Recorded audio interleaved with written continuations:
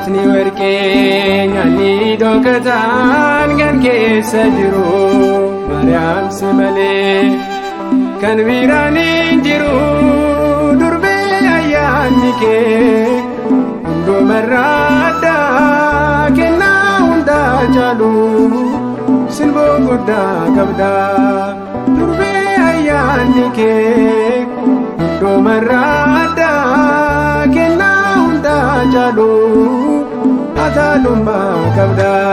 Limmatni warqee nyaanni dhokataan kan keessa jiru Maariyaam si malee kan biraan hin jiru durbee ayyaanni kee hundumarraa addaa kennaa hundaa caalu simboo guddaa qabda durbee ayyaanni kee hundumarraa addaa kennaa hundaa caalu ataalummaa qabda.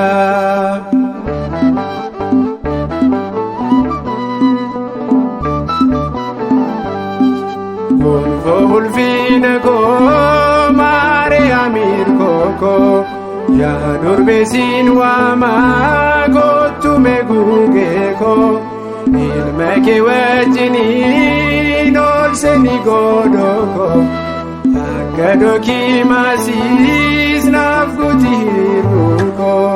Limmatni warqee nyaanni dhokataan kan keessa jiru Maariyaam si malee kan biraan hin jiru durbee ayyaanni kee hundumarraa addaa kennaa hundaa caalu simboo guddaa qabda durbee ayyaanni kee hundumarraa addaa kennaa hundaa caalu ataalummaa qabda.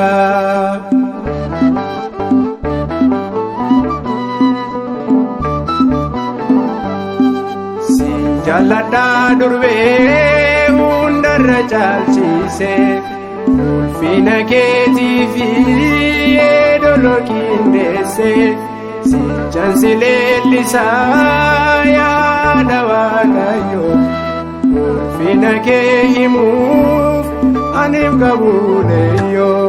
Limmatni warqee nyaanni dhokataan kan keessa jiru Maariyaam si malee kan biraan hin jiru durbee ayyaanni kee hundumarraa addaa kennaa hundaa caalu simboo guddaa qabda durbee ayyaanni kee hundumarraa addaa kennaa hundaa caalu ataalummaa qabda.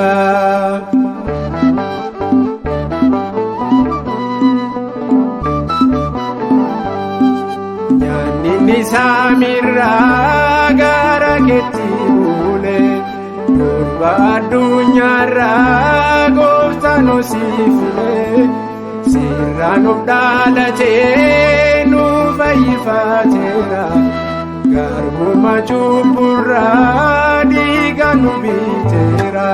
Limmatni warqee nyaanni dhokataan kan keessa jiru Maariyaam si malee kan biraan hin jiru durbee ayyaanni kee hundumarraa addaa kennaa hundaa caalu simboo guddaa qabda durbee ayyaanni kee hundumarraa addaa kennaa hundaa caalu ataalummaa qabda.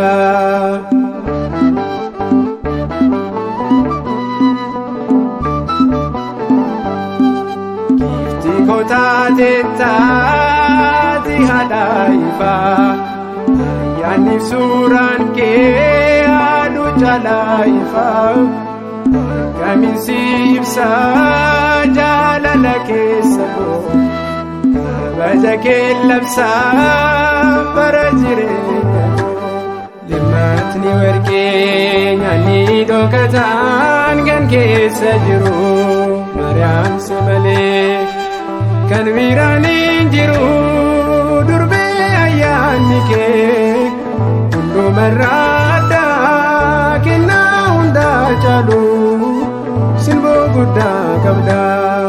Durbee ayyaanni kee hundumarraa addaa kennaa hundaa caalu ataadhummaa qabda. Dhimmatni warqee nyaanni dhooqataan kan keessa jiru Maariyaamsi malee kan biraan hin jiru. Durbee ayyaanni kee hundumarraa addaa kennaa hundaa caalu sirboo guddaa qabda.